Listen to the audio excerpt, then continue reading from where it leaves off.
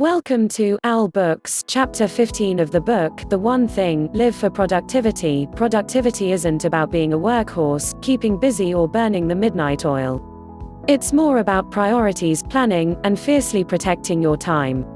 Margarita Tartakovsky. Ebenezer Scrooge's story might have been a footnote in literary history, except for this: he acted. Passionate about his new purpose and empowered by a priority that fulfilled it, he got up and got going. Productive action transforms lives. Let's go be productive will never be heard in the movies as the cavalry takes the hill. It's not the first choice a coach, manager, or general uses as a rallying cry to arouse deep emotion and inspire the troops. It's not what you say to yourself as you take a deep breath and dive into a challenge or face competition. And Dickens never had Scrooge utter these words as he took command of his transformed life. Yet productive is exactly what Scrooge was, and there's no better word than productivity to describe what you want from what you do when the outcome matters. We are always doing something: working, playing, eating, sleeping, standing, sitting, breathing. If we're alive, we're doing something. Even if we're doing nothing, that's something. Every minute of every day, the question is never will we be doing something, but rather what that something is we'll be doing. Sometimes what we do doesn't matter, but sometimes it does. And when it does, what we do defines our life more than anything else. In the end, putting together a life of extraordinary results simply comes down to getting the most out of what you do, when what you do matters. Living for productivity produces extraordinary results. Whenever I teach productivity, I always start by asking, what type of time managing system do you use? The answers are as varied as the number of people in the room: paper calendar, electronic calendar, day timer, at a glance weekly planner, you name it and I hear it. I then ask, so how did you choose yours? The reasons cited come in every shape, size, color, price, and criteria imaginable. But the students invariably describe the format, not the function, what they are, not how they work. So when I say, that's great, but what kind of system do you use, the answer is always the same: what do you mean?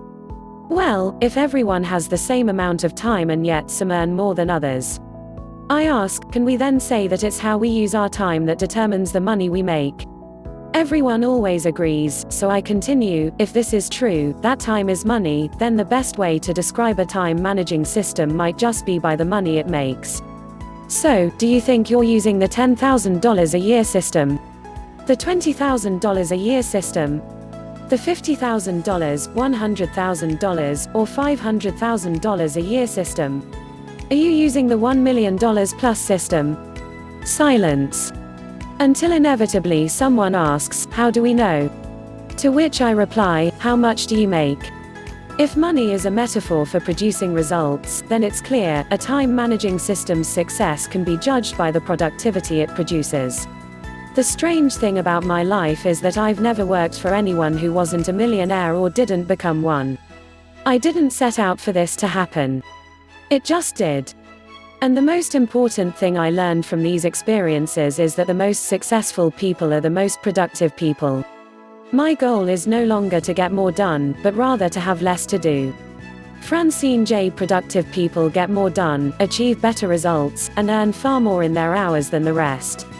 They do so because they devote maximum time to being productive on their top priority, their one thing. They time block their one thing and then protect their time blocks with a vengeance. They've connected the dots between working their time blocks consistently and the extraordinary results they seek. Time blocking. I often say that I come from a long line of lethargic people. This is usually good for a laugh, but it's also true. It seems at times that my genes just might have more in common with the tortoise than the hare. On the other hand, some of the people I work with are so blessed with energy they actually vibrate. Amazingly, they're able to work long hours over extended periods and never wear down. When I try to follow suit, in less than a week my body simply falls apart. I've discovered that, no matter how hard I try, I can't use more time as my main means of doing more. It's just not physically possible for me. So, given my constraints, I've had to find a way to be highly productive in the hours I can put in. The solution? Time blocking. Most people think there's never enough time to be successful, but there is when you block it. Time blocking is a very results-oriented way of viewing and using time. It's a way of making sure that what has to be done gets done. Alexander Graham Bell said, "Concentrate all your thoughts upon the work at hand. The sun's rays do not burn until brought to a focus." Time blocking harnesses your energy and centers it on your most important work. It's productivity's greatest power tool. So, go to your calendar and block off all the time you need to accomplish your one thing. If it's a one-time one thing, block off the appropriate hours and days. If it's a regular thing, block off the appropriate time every day so it becomes a habit. Everything else, other projects, paperwork, email, calls, correspondence, meetings, and all the other stuff, must wait. When you time block like this, you're creating the most productive day possible in a way that's repeatable every day for the rest of your life. Unfortunately, if you're like most individuals, your typical day might look something like Figure 27, when you find yourself with less and less time to focus on what matters most. The most productive people's day is dramatically different. Everything else dominates your day. If disproportionate results come from one activity, then you must give that one activity disproportionate time. Each and every day, ask this focusing question for your block time. Today, what's the one thing I can do for my one thing such that by doing it everything else will be easier or unnecessary? When you find the answer, you'll be doing the most leveraged activity for your most leveraged work. This is how results become extraordinary. Your one thing gets the time of day it deserves. Those who do this, in my experience, are the ones who not only become the most accomplished, but who also have the most career opportunities. Slowly but surely they become known in their organization for their one thing and become irreplaceable. Ultimately, no one can imagine or tolerate the cost of losing them. The opposite is equally true, by the way, for those lost in the land of everything else. Once you've done your one thing for the day, you can devote the rest of it to everything else. Just use the focusing question to identify your next priority and give that task the time it deserves. Repeat this approach until your workday is done. Getting everything else done may help you sleep better at night, but it's unlikely to earn you a promotion. Time blocking works on the premise that a calendar records appointments but doesn't care who those appointments are with. So, when you know your one thing, make an appointment with yourself to tackle it. Every day great salespeople generate leads, great programmers program, and great artists paint. Take any profession or any position and fill in the blank. Great success shows up when time is devoted every day to becoming great. To achieve extraordinary results and experience greatness, time block these three things in the following order. 1. Time block your time off. 2. Time block your one thing. 3. Time block your planning time. Time block your time off. Extraordinarily successful people launch their year by taking time out to plan their time off. Why? They know they'll need it and they know they'll be able to afford it. In truth, the most successful simply see themselves as working between vacations. On the other hand, the least successful don't reserve time off because they don't think they'll deserve it or be able to afford it.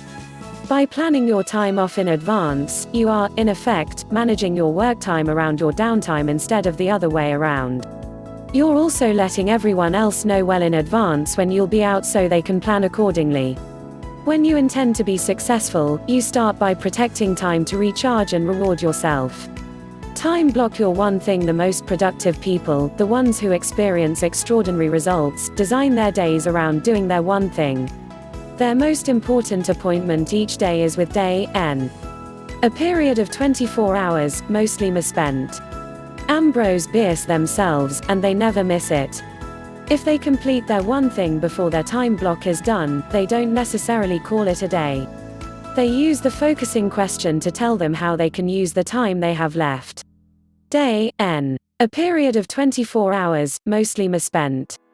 Ambrose Bierce. The key to making this work is to block time as early in your day as you possibly can.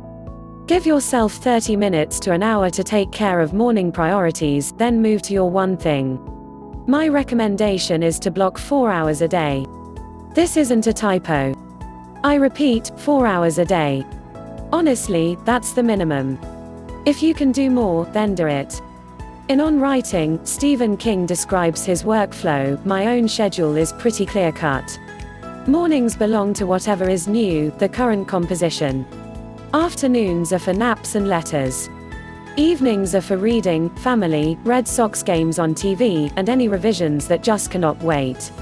Basically, mornings are my prime writing time. 4 hours a day may scare you more than King's novels, but you can't argue with his results. Stephen King is one of the most successful and prolific writers of our time. Whenever I tell this story, there is always one person who says to me, "Well, sure, it's easy for Stephen King, he's Stephen King." To that I simply say, I think the question you must ask yourself is this: does he get to do this because he is Stephen King, or is he Stephen King because he does this? That invariably stops that discussion cold. Like so many other successful writers, early in his career King had to find his time blocks where he could, mornings, evenings, even lunch breaks, because his day job didn't accommodate his ambition for his life. Once extraordinary results started showing up and he could earn a living from his one thing, he was able to move his time blocks to a more sustainable time. Efficiency is doing the thing right. Effectiveness is doing the right thing. Peter Drucker, an executive assistant on our team, recently transitioned to blocking large chunks of time for a project. It was stressful at first. She was continually interrupted. Email alerts pinged, colleagues dropped by, team members provided a steady stream of requests for her time. These weren't even distractions, they were her job. In the end, she had to borrow a laptop and book a conference room to escape drive-bys and random, non-urgent requests. But within just a week, everyone became accustomed to the fact that for regular periods of time she would not be accessible. They adjusted. It took a week. Not a month or a year. A week. Meetings got rescheduled and life went on. And she experienced a huge leap in productivity. No matter who you are, large time blocks work. Paul Graham's 2009 essay, Maker's Schedule, Manager's Schedule, underscores the need for large time blocks. Graham, one of the founders of the innovative venture capital firm Y Combinator, argues that normal business culture gets in the way of the very productivity it seeks because of the way people traditionally schedule their time, or are allowed to. Graham divides all work into two buckets: maker, do or create, and manager, oversee or direct. Maker time requires large blocks of the clock to write code, develop ideas, generate leads, recruit people, produce products, or execute on projects and plans. This time tends to be viewed in half-day increments. Manager time, on the other hand, gets divided into hours. This time typically has one moving from meeting to meeting, and because those who oversee or direct tend to have power and authority, they are in a position to make everyone resonate at the frequency. This can create a huge conflict if those needing maker time are pulled into meetings at odd hours, destroying the very time blocks they need to move themselves and the company forward. Graham embraced this insight and created a company culture at Y Combinator that now runs completely on a maker's schedule. All meetings get clustered at the end of the day. To experience extraordinary results, be a maker in the morning and a manager in the afternoon. Your goal is one and done. But if you don't time block each day to do your one thing won't become a done thing. Time block your planning time. The last priority you time block is planning time. This is when you reflect on where you are and where you want to go. For annual planning, schedule this time late enough in the year that you have a sense of your trajectory, but not so late that you lose your running start for the next. Take a look at your someday and 5-year goals and assess the progress you must make in the next year to be on track. You may even add new goals, re-envision old ones, or eliminate any that no longer reflect your purpose or priorities. Block an hour each week to review your annual and monthly goals. First, ask what needs to happen that month for you to be on target for your annual goals. Then ask what must happen that week to be on course for your monthly goals. X's add up to extraordinary results. In July 2007, software developer Brad Isaac shared a productivity secret he reportedly got from comedian Jerry Seinfeld. Before Seinfeld was a household name and still regularly toured, Isaac ran into him at an open mic comedy club and asked him for advice on how to be a better comedian. Seinfeld told him the key was to write jokes, his one thing, every day.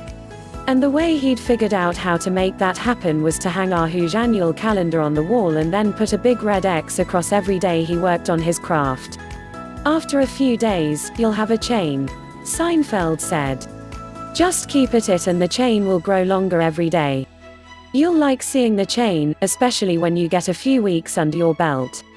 Your only job is to not break the chain. Don't break the chain.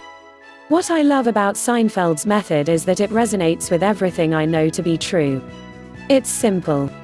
It's based on doing one thing, and it creates its own momentum. You could look at the calendar and be overwhelmed. How can I commit to this for an entire year? But the system is designed to bring your biggest goal to the now and simply focus on making the next X. As Walter Elliott said, perseverance is not a long race, it is many short races one after another. As you complete these short races and get a chain going, it gets easier and easier. Momentum and motivation start to take over. There is magic in knocking down your most important domino day after day. All you have to do is avoid breaking the chain, one day at a time, until you generate a powerful new habit in your life, the time blocking habit. Sounds simple. Time blocking is, if you protect it.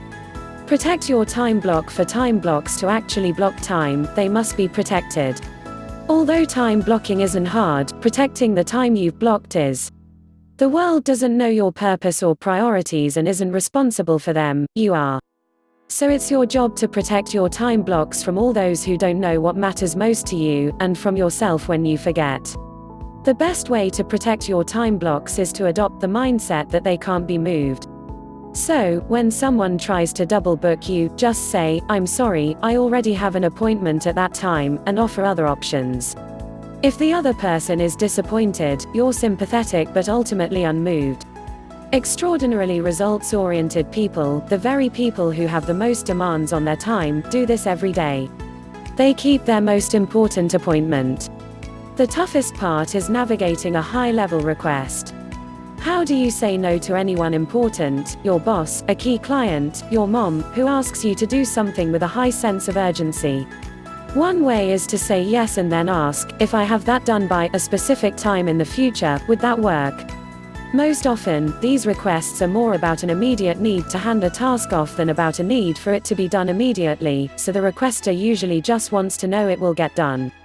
Sometimes the request is real, needs to be done now, and you must drop what you're doing and do it.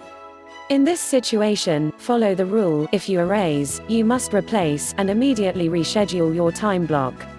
Then there's you. If you're already feeling overbooked and overworked, it can seem incredibly challenging to hold to a time block. It can be hard to imagine how everything else will get done when so much time is given to one thing. The key is to fully internalize the domino fall that will happen when your one thing gets done, and remember that everything else you might do or have to do will be easier or unnecessary.